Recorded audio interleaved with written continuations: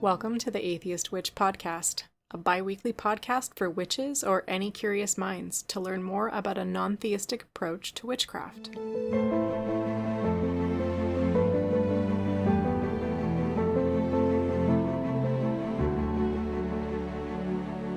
I'm sharing my journey as I find my way between actively practicing witchcraft and navigating a non-theistic viewpoint. Welcome to episode 11 of the Atheist Witch Podcast, Traveling While Witchy. In today's episode, I'll discuss the how, what, and why of traveling as an active witchcraft practitioner, and how I recently did some traveling myself as an atheist witch. This topic is timely because I recently traveled abroad myself. I spent 10 lovely days in Japan, soaking in the scenery, exploring, and enjoying the food. I visited touristy places and some off the beaten path.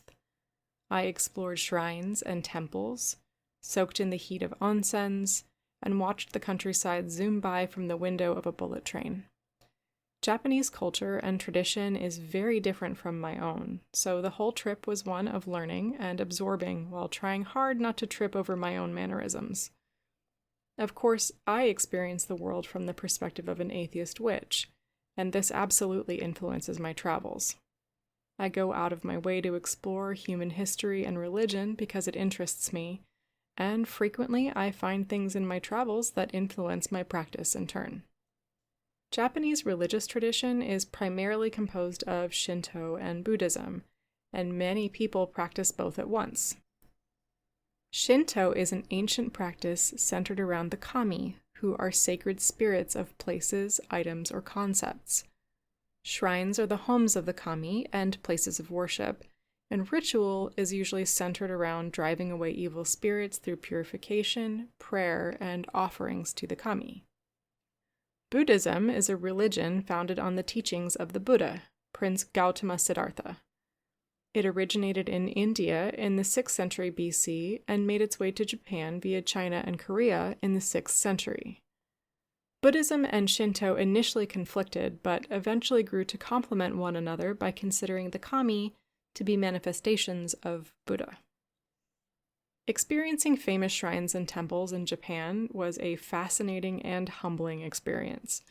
These are truly ancient traditions and religious sites, with generations upon generations of believers and practitioners.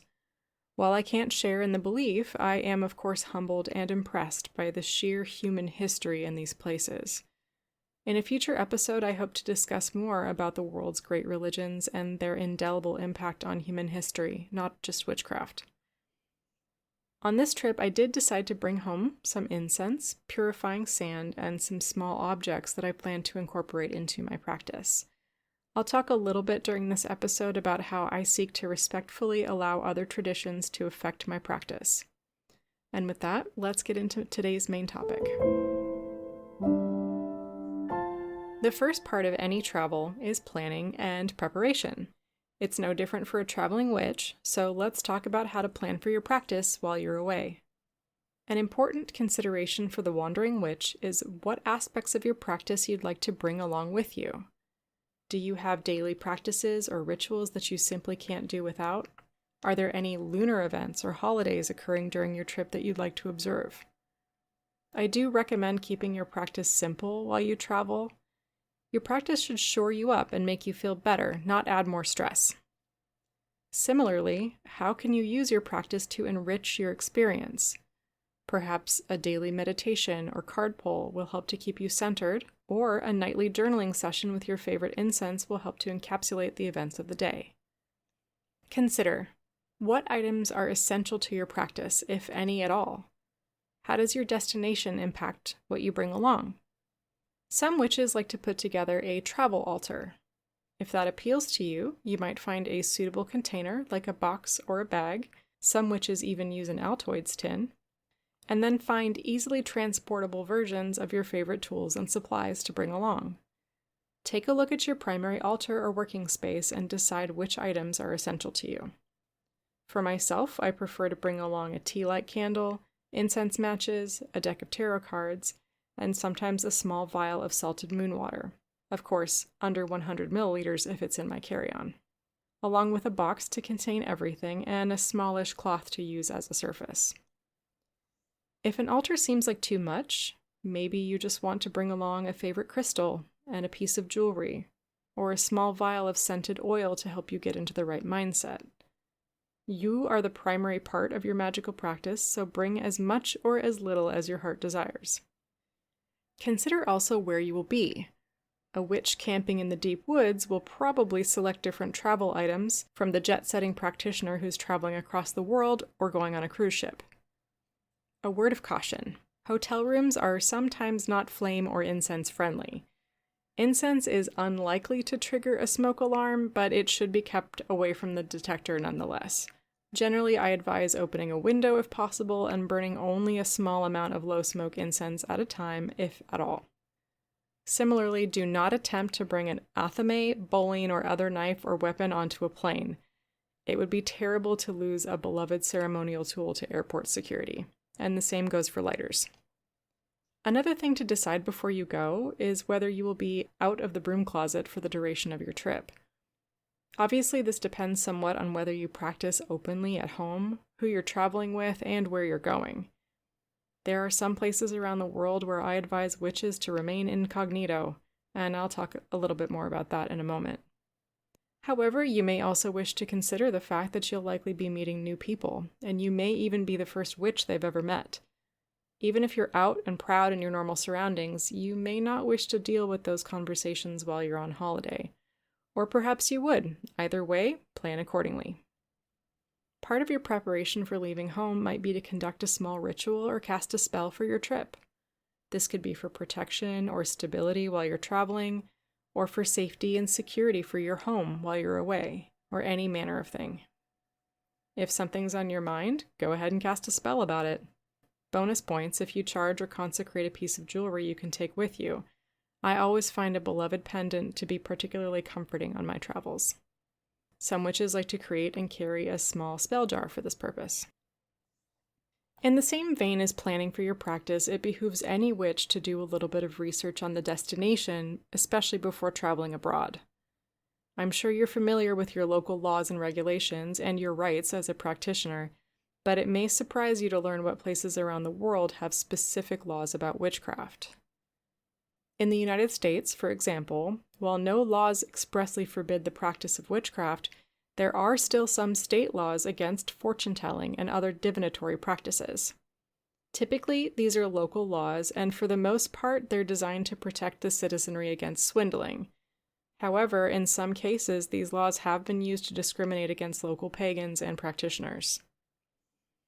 Similarly, in Canada, witchcraft is not illegal, but part of the criminal code states it is illegal to fraudulently pretend to exercise or to use any kind of witchcraft, sorcery, enchantment, or conjuration. Again, this is interpreted as a law enacted to prevent fraud. This law has actually been applied a handful of times in the last couple of decades. Similar laws exist in Israel and in the UK, although in the UK and the European Union, this largely falls under consumer protection at this point. This type of legislation shouldn't impact the traveling witch, but it's good to keep in mind that local laws may have an impact on what you choose to show publicly. On the extreme end of the spectrum, however, practicing witchcraft is punishable by death in Saudi Arabia.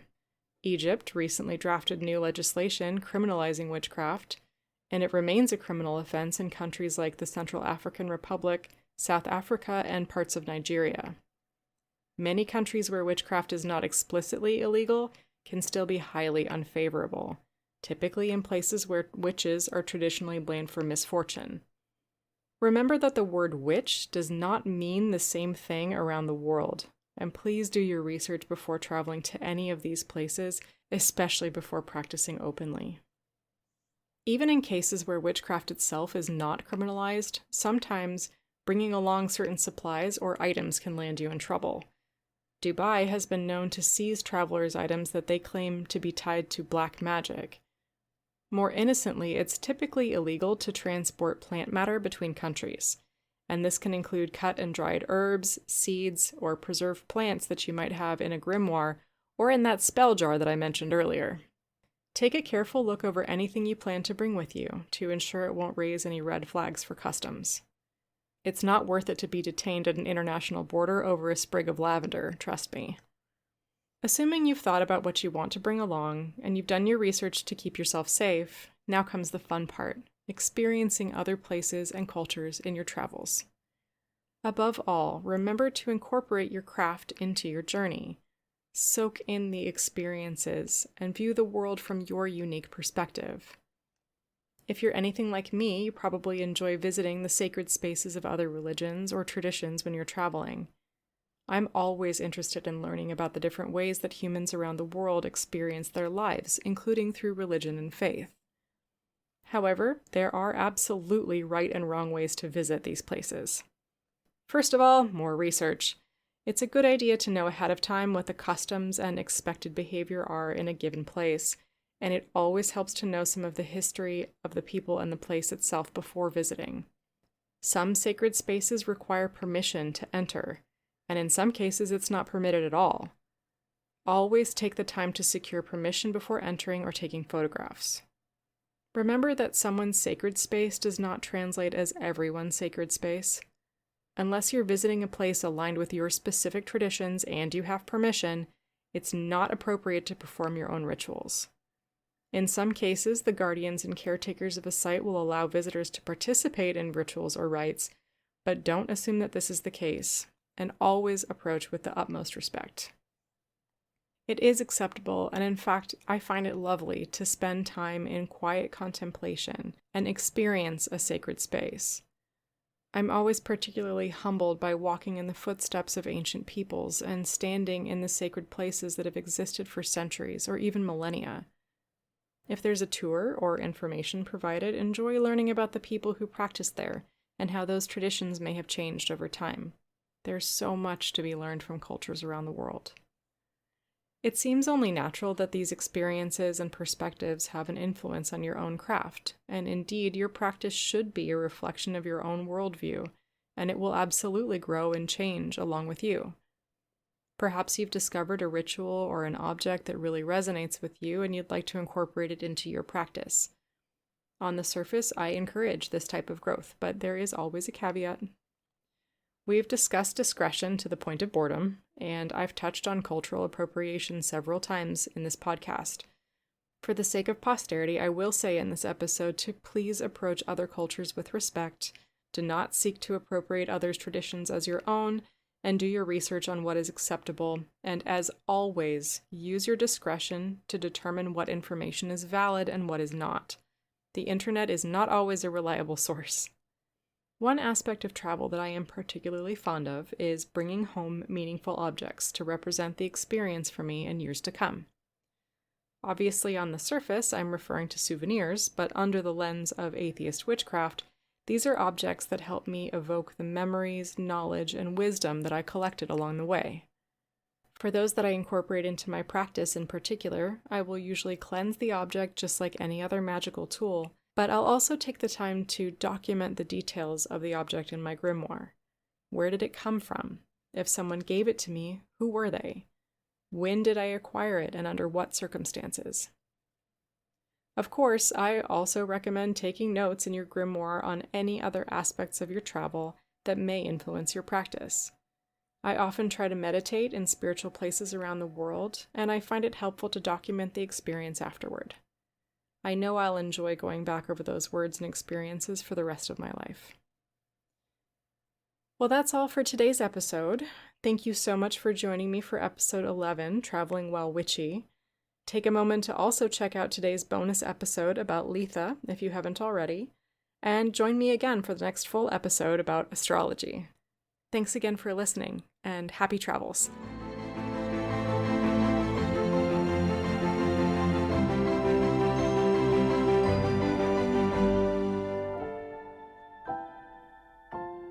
The best way to support this podcast is to please like, subscribe, or leave a review. Follow or message me on Insta at anatheistwitch, or email me your comments or questions at anatheistwitch@gmail.com.